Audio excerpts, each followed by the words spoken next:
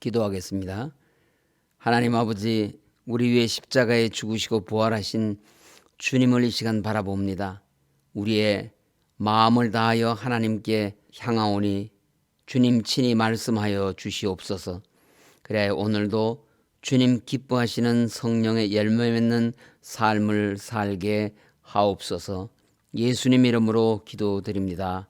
아멘. 오늘 말씀은 스가랴서 14장입니다.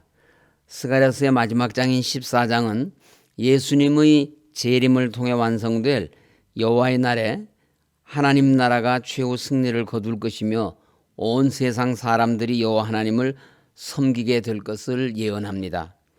이러한 본장은 1절부터 11절에서는 구원과 심판의 날인 종말, 즉 여호와의 날이 이르면 하나님께서 세상 모든 이방 나라들로 예루살렘을 침략하게 할 것과 하나님의 백성에게 피난처를 주기 위하여 감람산이 분열할 것과 그 후에 하나님께서 친히 왕이 되셔서 예루살렘에 영원한 평안이 임할 것을 예언하고 있습니다. 그리고 12절부터 21절에서는 여호와의 날에 하나님께서 이방 열국에 심판을 내리실 것과 그날 이후 이방 열국에도 여호와 하나님을 경배하게 될 것과 택하신 하나님의 백성들의 온 땅이 거룩하게 성화될 것이 예언되어 있습니다. 이 시간에는 1절부터 11절을 중심으로 말씀을 나누도록 하겠습니다. 예수님께서 재림하시기 직전에 이방 열국이 하나님의 백성을 핍박하지만 하나님의 도우심으로 하나님의 백성이 승리하게 될 것을 1절에서부터 5절에서 예언합니다. 1절에 의하면 여호와의 날이 이르리라. 그날에 네 재물이 약탈되어 네 가운데에서 나누이리라고 하셨습니다. 여호와의 날은 여호와 하나님께서 특별히 하나님의 영광과 능력을 선포하시기 위해 정하신 날입니다. 그런데 여기서 말하는 여호와의 날은 구원과 심판의 날로 성도가 최후 승리를 얻는 그날이 아니고 종말에 있을 대환란의 날을 말합니다. 그날 대환란의 날에 네 재물이 약탈되어 네 가운데서 나누이리라고 하였습니다. 네 재물은 예루살렘의 재물을 말하고 네 가운데에서는 예루살렘 성 안에서라는 뜻입니다. 그러므로 예루살렘을 침략한 원수들이 전리품을 즉석에서 나누어 가진다는 것은 예루살렘이 얼마나 철저하게 유린당할 것인지를 보여줍니다. 한편에 이는 예루살렘으로 상징되는 교회에 대적들이 재물을 약탈한다는 것으로 교회를 핍박하는 원수들이 승리할 것을 보여줍니다. 2절에 의하면 하나님께서 이방 나라들을 모아 싸우게 하심으로 예루살렘 성이 함락되고 가옥이 약탈되며 부녀가 욕을 당하고 성읍 백성이 절반이나 사로잡혀 가게 될 것이라 하였습니다. 이방 나라에 의한 예루살렘의 대환란, 다시 말해서 사탄에 의한 교회의 환란이 얼마나 심각한지를 암시하고 있습니다. 예수님은 이 마지막 때에 있게 될 교회의 대환란을 마태복음 24장 21절에서 이는 그때에 큰 환란이 있겠습니다. 창세로부터 지금까지 이런 환란이 없었고 후에도 없으리라고 말씀하셨습니다.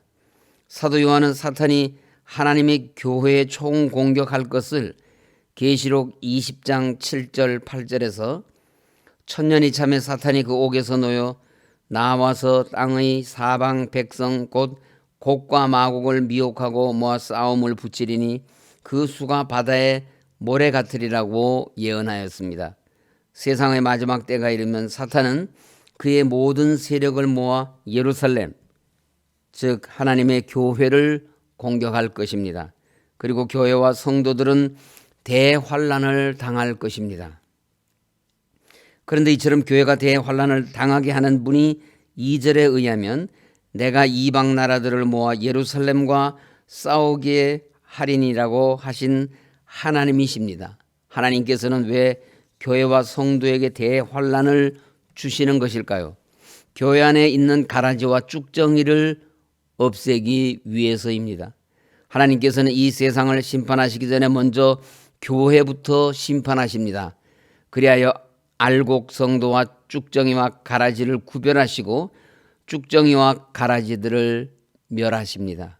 하나님께서 교회에 환난을 주시는 목적이 가라지와 쭉정이를 제거하기 위한 것이기 때문에 2절 하반절에 하나님께서 남은 백성은 성읍에서 끊어지지 아니하리라고 하신 말씀대로 교회와 성도들이 사탄의 세력에게 핍박을 받고 유린당하는 순간에도 remnant, 남은 백성은 끊어지지 않게 보호하십니다.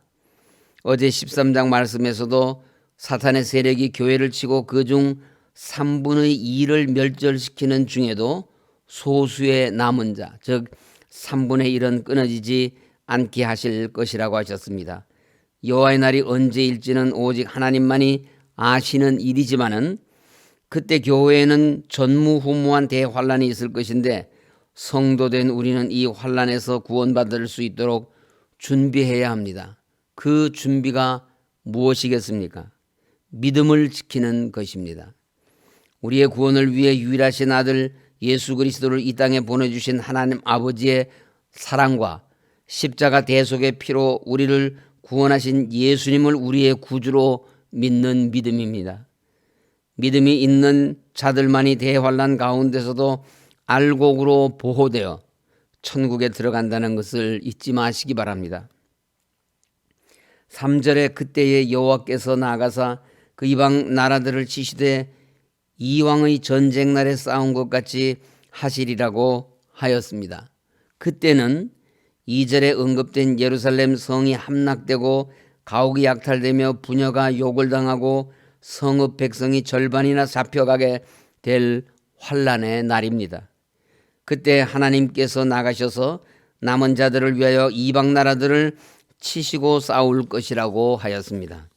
이방 나라들을 치시되 특별히 이왕의 전쟁 날에 싸운 것 같이 하시리라고 하였습니다. 이는 하나님께서 지난날 이스라엘 백성을 위하여 친히 싸워주신 역사를 회상하게 하는 말씀입니다. 여기 이왕의 전쟁 날은 출애굽하는 이스라엘 백성을 구원하시기 위해 바로의 군대와 싸워주신 사건을 말합니다. 출애굽 당시 이스라엘 백성은 홍해를 마른 땅같이 건너고 바로의 군대는 홍해에 수장된 것은 이스라엘 백성의 힘과 능력으로는 불가능한 기적이었습니다. 이스라엘의 출애굽의 승리와 그로 말미암은 자유는 전적으로 하나님께서 이스라엘 편에서 싸워주셨기 때문입니다. 그러므로 하나님께서 이 말씀을 하시는 것은 큰 환난 날이 닥치더라도 남은 자들을 보호하신다는 약속에 더하여 그 남은 자들이 보호될 뿐만 아니고 반드시 승리하게 될 것을 말씀하시는 것입니다.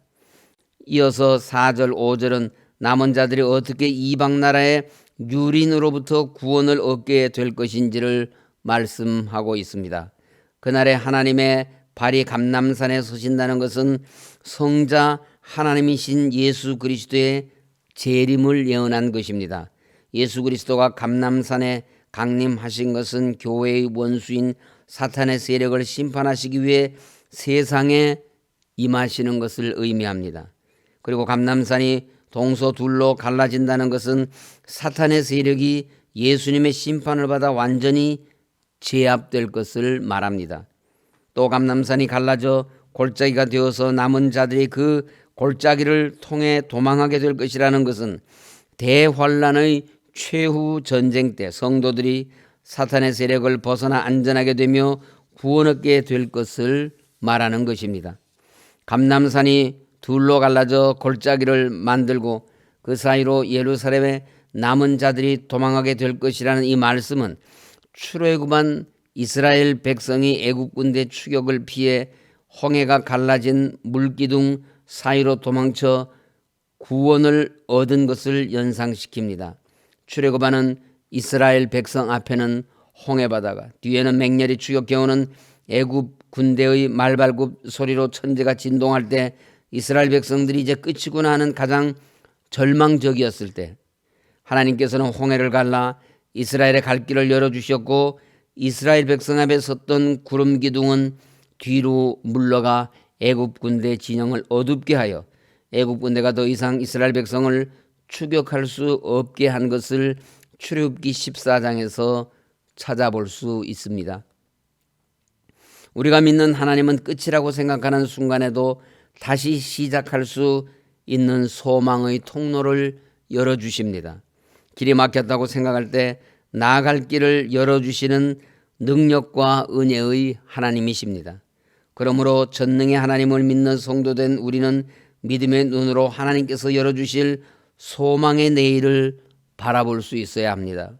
우리를 위해 하늘 소망을 열어주셨고 홍해를 가르고 산을 갈라서라도 성도의 갈 길을 열어주신다는 것을 오늘 말씀을 통해 들려주신 대로 믿으시기 바랍니다. 8절은 종말의 날 새하늘과 새 땅이 펼쳐질 때 있을 중요한 사실을 말씀합니다. 그날의 생수가 예루살렘에서 솟아나서 절반은 동해로 절반은 서해로 흐를 것이라 여름에도 겨울에도 그러하리라고 하였습니다. 여기서 생수는 예수님으로부터 성도에게 내려질 성령의 은혜와 축복입니다. 또 예루살렘은 장차 이루어질 메시아 왕국에 대한 모형으로 예수님 재림 시 임할 새 예루살렘으로 언급되고 있습니다. 그러므로 예루살렘에서 솟아나는 생수, 즉 성령의 은혜와 축복이 해 뜨는 동해와 해지는 서해로 흐를 것이라는 것은 해 뜨는 곳에서부터 해지는 곳까지의 의미로 그리스도로부터 시작된 하나님의 나라가 예루살렘을 넘어서 온 세상에 이르게 될 것을 보여줍니다. 여름에도 겨울에도 그러하리라는 것은 예루살렘에서 솟아나는 생수는 결코 마르거나 넘치는 일이 없기 때문에 사시사철 지속적으로 흐를 것인데, 이는 하나님께서 완성하실 새 예루살렘에 거하는 모든 구원받은 백성들이 영생의 삶을 풍족히 누릴 것을 나타낸 것이라 하겠습니다. 이어서 9절에서는 하나님께서 천하의 왕이 되실 것을 말씀합니다. 여호와께서 천하의 왕이 되시리니 그날에는 여호와께서 홀로 한 분이실 것이요 그의 이름이 홀로 하나이실 것이라고 하였습니다. 하늘과 땅 가운데 홀로 여호와 하나님만이 참된 신이시요 왕으로 높임을 받으실 것을 나타낸 것입니다. 이 말씀은 하나님께서 어떻게 유일한 왕이시며 참된 왕이신지 또 만민이 경외해야 할 분이신지 깨닫게 해주는 것이라 할 수 있습니다. 하나님께서는 하나님의 통치 아래 있는 백성들에게 참된 생명과 평안을 주시고 완전한 만족을 주십니다. 하나님의 보좌에서 흐르는 생명수는 하나님의 백성들에게 영생을 누리게 하고 그 생명의 은혜는 미치지 못하는 곳이 없으며 공급이 끊어지는 일도 없습니다. 이렇게 우리에게 필요한 모든 것을 주시며 채워주시는 유일하신 분, 통치하시는 왕이 하나님이십니다. 그러므로 성도된 우리는 하나님의 나라 천국을 소망하는 것이며 세상에 살 때에도 하나님을 경외하며 하나님의 통치에 순종해야 합니다. 하나님을 경외하고 하나님의 통치에 순종하는 성도님들이 되셔서 그의 백성들에게 베푸시는 영원한 생명과 참 평안과 완전한 만족을 받아 누리시는 복된 성도님들이 되시기를 주님의 이름으로 간절히 소원합니다. 다 같이 마음을 모아 기도하시겠습니다. 첫째는 손다릭 목사님을 위하여, 둘째는 5월 23일 실시되는 항존직 선거를 통해서 신실하고 충성된 일꾼들이 선출되도록, 셋째는 코로나19 백신 접종이 안전하고 신속하게 진행되도록 다 같이 기도하시겠습니다.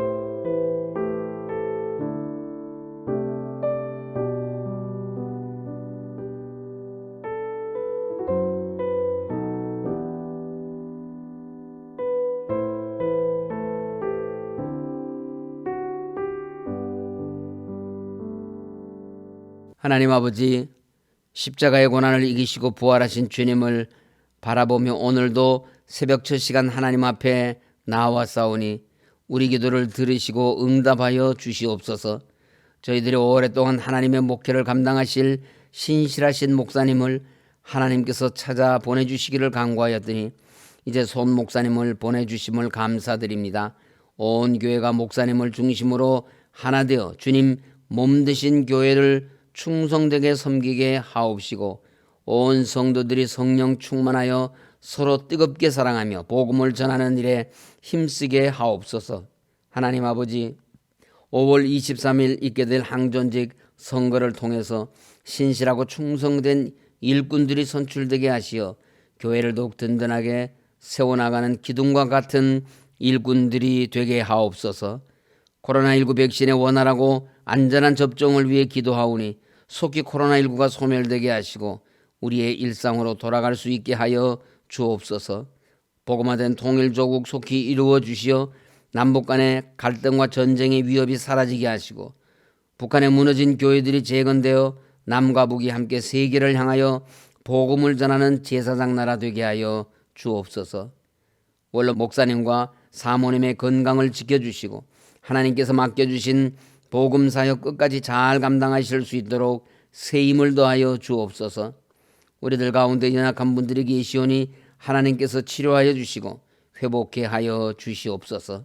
이 새벽에 하나님께 구하는 저희들의 모든 기도에 응답하여 주시옵기를 원하오며 예수님 이름으로 기도드립니다. 아멘. 하늘에 계신 우리 아버지, 아버지의 이름을 거룩하게 하시며 아버지의 나라가 오게 하시며 아버지의 뜻이 하늘에서와 같이 땅에서도 이루어지게 하소서. 오늘 우리에게 일용할 양식을 주시고 우리가 우리에게 잘못한 사람을 용서하여 준 것 같이 우리 죄를 용서하여 주시고 우리를 시험에 빠지지 않게 하시고 악에서 구하소서. 나라와 권능과 영광이 영원히 아버지의 것입니다. 아멘. 오늘도 교회와 나라와 민족을 위해서 기도해 주신 여러분께 진심으로 감사드립니다.